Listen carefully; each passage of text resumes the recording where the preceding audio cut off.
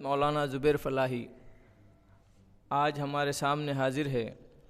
ناندیڑ میں جیسا کہ آپ سبھی جانتے ہیں فتنہ شکیل بن حنیف موجود ہے اور اس کے لوگ یہاں پر کام کر رہے ہیں۔ اظہر شکیل بن حنیف کے بارے میں جب پتہ چلا تو مولانا نے تعاقب کیا اور ہم سب جانتے ہیں اس کو انجام تک پہنچایا۔ تو حضرت آپ سے میرا پہلا سوال ہے کہ فتنہ شکیل بن حنیف کے بارے میں ہمیں بتائیں۔ وعلیکم السلام ورحمۃ اللہ وبرکاتہ۔ سب سے پہلے اللہ کا شکر ہے، کرم ہے، احسان ہے کہ اس نے ایک دین کی خدمت کا موقع دیا۔ جیسے ناندیڑ میں ہم تمام جانتے ہیں کہ بہت سارے فتنے ابھی سرگرم ہیں۔ فتنہ شکیل بن حنیف ہے، فتنہ اہل قرآن ہے، فتنہ گوہر شاہی ہے۔ ہم تمام علماء کو چاہیے کہ وہ ان فتنوں کا تعاقب کریں۔ فتنہ شکیل بن حنیف یہ دربھنگہ بہار اور گاؤں عثمان پور کا رہنے والا تھا۔ یہ شروع میں دعوت و تبلیغ کے کام میں لگا۔ جیسا کہ ہم تمام کو معلوم ہے کہ جماعت میں بہت ہی ہمدردی سے، محبت سے لوگوں کے ساتھ رہا جاتا ہے، اور بھولے بھالے مسلمان جو محنت اور مزدوری کرتے ہیں وہ اللہ کے راستے میں نکلتے ہیں دین سیکھنے کے لیے، کلمہ سیکھنے کے لیے، دعائیں سیکھنے کے لیے، اور اللہ اور اس کے رسول کی دعوت دینے کے لیے۔ یہ بیچارے اپنا گھر بار چھوڑ کر، بیوی بچے چھوڑ کر، ایک اللہ کو راضی کرنے کے لیے در بدر اس مسجد سے اس مسجد یہ اللہ کا پیغام لے کر اللہ کے بندوں تک جاتے ہیں۔ جب اس نے دیکھا کہ یہ راستہ بہت ہی آسان ہے لوگوں کو بہکانے کے لیے، اور مقبولیت اس جماعت کی بہت زیادہ ہے، بغیر پبلسٹی کے، بغیر ایڈورٹائزمنٹ کے، نہ کوئی ٹی وی پر ایڈورٹائزمنٹ ہے، نہ اس کی کوئی ویب سائٹ ہے، بزرگان دین کی دعاؤں کا نتیجہ اور علماء کی رہبری و سرپرستی اس کام کو ہمیشہ سے رہی ہے۔ تو 4 سال اس نے دعوت و تبلیغ میں لگائے۔ ہم اگر کسی بھی فتنے کو دیکھ رہے ہیں تو ہمیں اس فتنے کا بیک گراؤنڈ چیک کرنا چاہیے۔ تو شکیل بن حنیف کو جب ہم دیکھتے ہیں تو پتہ چلتا ہے کہ بچپن میں وہ ہارڈ ویئر کی دکان میں کام کرتا تھا، اس کے بعد وہ محنت اور مزدوری کرنے لگا۔ جب اس نے اتنی تعلیم حاصل کی ہے اس کے باوجود وہ جاب لیس رہا، نوکری اسے نہیں ملی، تو وہ پھر اللہ کے راستے میں جب وہ گیا اور جا کر اس نے دیکھا کہ بھولے بھالے مسلمان ہیں تو اس نے بہکانا شروع کیا۔ جیسا کہ ایک مشہور جملہ ہے کہ قیامت کے قریب حضرت عیسیٰ علیہ السلام امتی بن کر آئیں گے۔ اس نے اس جملے کو پکڑا اور وہ یہ کہنے لگا کہ حضرت عیسیٰ علیہ السلام آسمان سے نازل نہیں ہوگے، بلکہ وہ آئیں گے کسی اور روپ میں، کسی اور جسم کے ساتھ۔ جو عیسیٰ علیہ السلام زندہ آسمان پر اٹھائے گئے تھے وہ عیسیٰ علیہ السلام اب نہیں آنے والے، نعوذ باللہ، نقل کفر کفر نباشت۔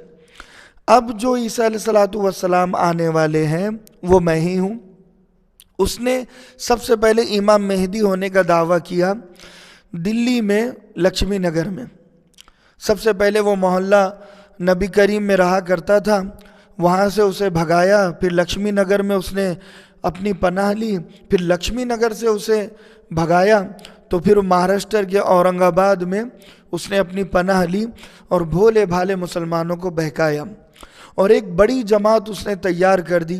آج ہم دیکھتے ہیں کہ داڑھی ہے، ٹوپی ہے، مولانا ڈریس ہے، اور ماشاءاللہ سلام کلام اور اخلاق سے وہ لوگ پیش آتے ہیں اور قال اللہ و قال رسول کی باتیں کرتے ہیں، اور دیندار ان کا چہرہ ہمیں نظر آتا ہے۔ ہر شخص دھوکے میں پڑ جاتا ہے کہ یہ آدمی یہ تحفظ ختم نبوت پر حملہ کرنے والا نہیں ہے، یہ کچھ بھی ہو جائے اللہ کے نبی کو تکلیف نہیں پہنچائے گا، مگر اندر سے ان کے چور چھپا ہوا ہوتا ہے، وہ شکیل بن حنیف کو عیسیٰ علیہ الصلوۃ والسلام مانتے ہیں، اور شکیل بن حنیف ہی کو امام مہدی بھی مانتے ہیں، کیونکہ اس نے سب سے پہلے امام مہدی ہونے کا دعویٰ کیا، اس کے بعد اس نے حضرت عیسیٰ علیہ الصلوۃ والسلام ہونے کا دعویٰ کیا۔ جب ایک پوری جماعت اس کی تیار ہو گئی تو اس نے پولیس پروٹیکشن لے لی، اور اسے قادیانیوں کا بھی سپورٹ ہے۔ باضابطہ قادیانی جماعت کو جیسے لندن سے سپورٹیبل سسٹم ہے اور بیرون ممالک اسے سپورٹ کر رہے ہیں، بالکل ایسے ہی شکیل بن حنیف کی جماعت کو سپورٹ کیا جا رہا ہے۔ تو میری گزارش یہ ہے کہ یہ شکیل بن حنیف کا فتنہ کوئی معمولی فتنہ نہیں ہے، یہ ہم میں گھس کر، ہمارے بھیس میں رہ کر، ہم میں گھس کر یہ لوگوں کو دھوکہ دیتے ہیں۔ جیسے اللہ کے نبی کے زمانے میں نبی کے پیچھے نماز منافقین پڑھتے تھے مگر دل میں دشمنی تھی، بالکل ایسے ہی یہ ہمارے امام کے پیچھے نماز پڑھتے ہیں مگر یہ علماء سے دشمنی کرتے ہیں، علماء کو دشمن کہتے ہیں، علماء کو کہتے ہیں کہ یہ صحیح دین پیش نہیں کر رہے ہیں۔ تو یہ ہے، یہ جب بھی کسی ساتھی سے ملے گے مسجد میں، بھولے بھالے نوجوانوں کو دیکھیں گے کہ پابندی سے نماز کے لیے آ رہا ہے، اب اس سے دوستی بڑھائے گے، پہلے چائے پانی سے بات شروع ہوگی، پھر اس کے بعد دھیرے دھیرے دوستی جب گہری ہو جائے گی تو کہے گے کہ یار حالات بہت خراب ہیں اور مہنگائی ہو چکی ہے اور قیامت بالکل قریب ہے اور بے حیائی، بے شرمی، بے غیرتی ہو چکی ہے، اب تو قیامت آنے والی ہے۔ اور وہ کہتے ہیں کہ امریکہ اور فرانس دجال ہے، امریکہ کا کا اور فرانس کا فر، یہ کافر، یہ دجال ہے۔ تو جب امریکہ اور فرانس دجال ہے تو اب امام مہدی کو بھی آنا چاہیے، اور وہ یاجوج ماجوج چائنا کو کہتے ہیں، یہ چائنا یاجوج اور ماجوج ہیں، ان کی نظر میں یاجوج ماجوج بھی آ گئے اور دجال بھی آ گئے۔ یہ دجال کوئی انسان کو نہیں مانتے، یہ بلکہ دجال ٹیکنالوجی کو اور دجال ایک ملک کو اور دجال ایک سسٹم کو کہتے ہیں۔ تو ان کی یہاں پر غلطی ہے، اور یہ جیسے ایک عام مسلمان ہے، اسے دجال کے بارے میں پتہ نہیں ہوتا، یاجوج ماجوج کے بارے میں پتہ نہیں ہوتا، اور اسے یہ بھی پتہ نہیں ہوتا کہ امام مہدی کون ہے، اسے یہ بھی پتہ نہیں ہوتا کہ حضرت عیسیٰ علیہ السلام کون ہے۔ میرا بیان ہوا تھا کھڑک پورے میں، تو ایک بزرگ میرے پاس آئے اور کہنے لگے کہ میں تقریباً 50 سالوں سے نماز پڑھ رہا ہوں، بہت زیادہ بزرگ تھے۔ وہ کہنے لگے مگر میں نے امام مہدی کا نام پہلی مرتبہ کسی مقرر کی تقریر میں سنا۔